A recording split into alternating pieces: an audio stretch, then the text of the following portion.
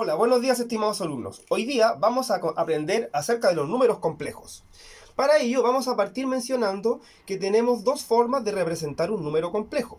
La primera es a través de la forma binomial. ¿Sí? A través de la forma binomial. Entonces, vamos a representar los complejos vamos a designarlos a través de una letra Z, donde esto va a ser igual a más BI. ¿Qué es lo que representan esto que aparece acá? El A representa la parte real de este complejo. El B representa la parte imaginaria de este complejo.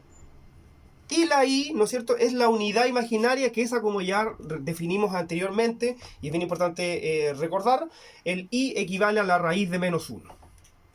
¿Sí? Entonces, esta sería la forma binomial de representar un complejo. Veamos con un ejemplo.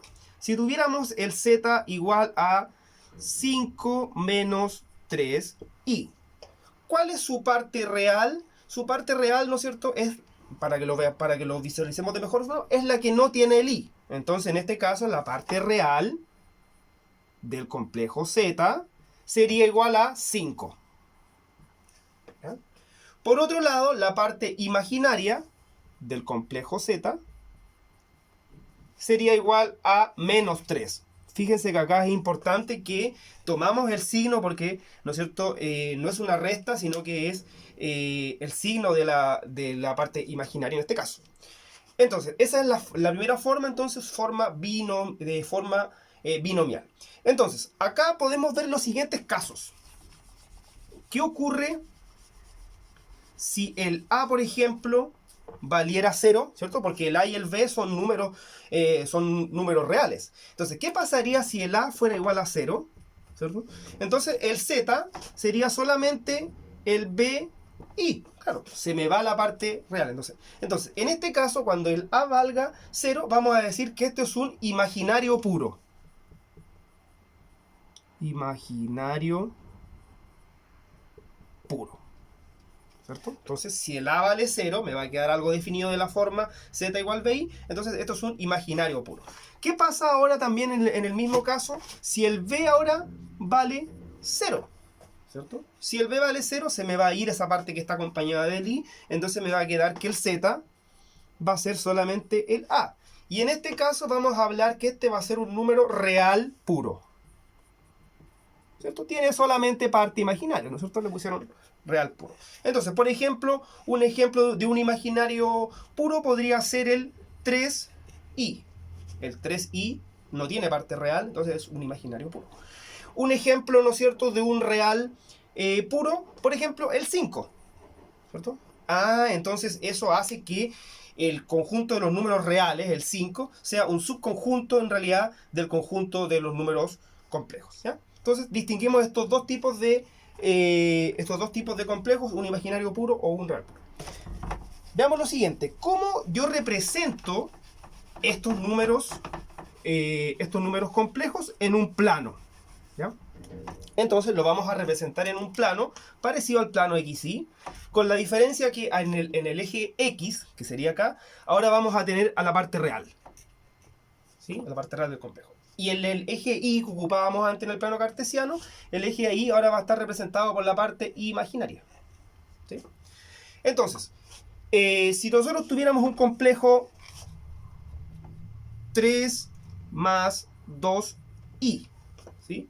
¿Cómo representaría yo ese complejo en el plano? Bueno, la parte real sería 3, entonces marcamos 3 casillas.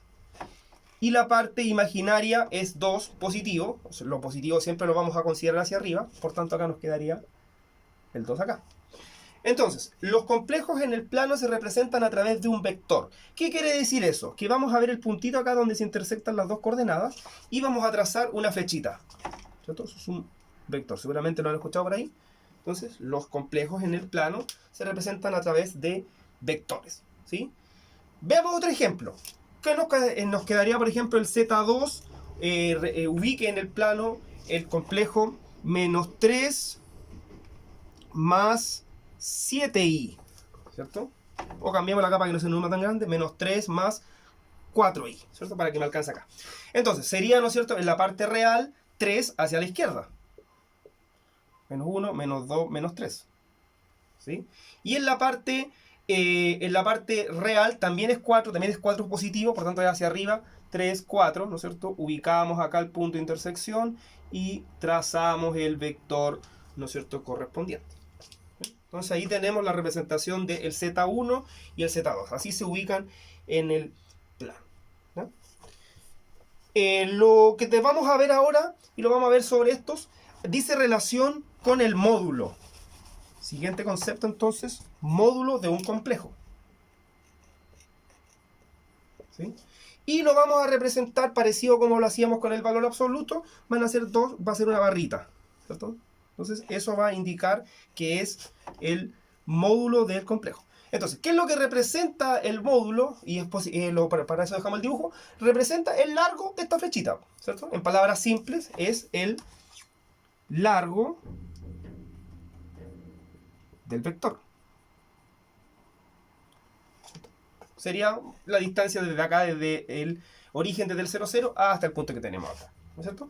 Y ¿cómo lo vamos a calcular? Si se fijan, dado que los dos ejes son perpendiculares, acá tenemos un triángulo rectángulo y lo podemos calcular en base al teorema de Pitágoras, ¿no es cierto? Si se fijan, aquí hay un triángulo rectángulo, entonces lo vamos a definir que el módulo de un complejo Z ya es la raíz de la parte imaginaria, perdón, de la parte real al cuadrado, ¿cierto? La parte real al cuadrado, que sería el cateto en este caso, más el otro cateto que sería la parte imaginaria más b al cuadrado. ¿Sí? Va muy ligado con lo que es el teorema de Pitágoras. Entonces, por ejemplo, si nosotros quisiéramos calcular cuál es el módulo de este primer vector, recordando que dijimos recién que el Z1, que sería este, serían 3 más 2i. 3 más 2i. Voy a un poquito más acá para que se alcance a ver acá. Tenemos z igual 3 más 2i. ¿Sí? Tenemos este que era el... Entonces, ¿cómo quedaría si nosotros quisiéramos calcular el módulo de este vector? Lo voy a hacer acá. Módulo de z1, ¿sí? Sería la raíz de la parte real al cuadrado, o sea, 3 por 3, 9, más la parte imaginaria al cuadrado, que sería 2 por 2, 4. ¿Cierto? Y ahí obviamente usted ya conoce, las raíces se suman, tenemos la cantidad subradical y me queda raíz de 13. ¿Sí? Ese es el valor del módulo del complejo, que sería la distancia, ¿verdad? El largo de la flecha, digamos, del complejo. Y por último, para finalizar, nos queda ver qué es lo que es el conjugado.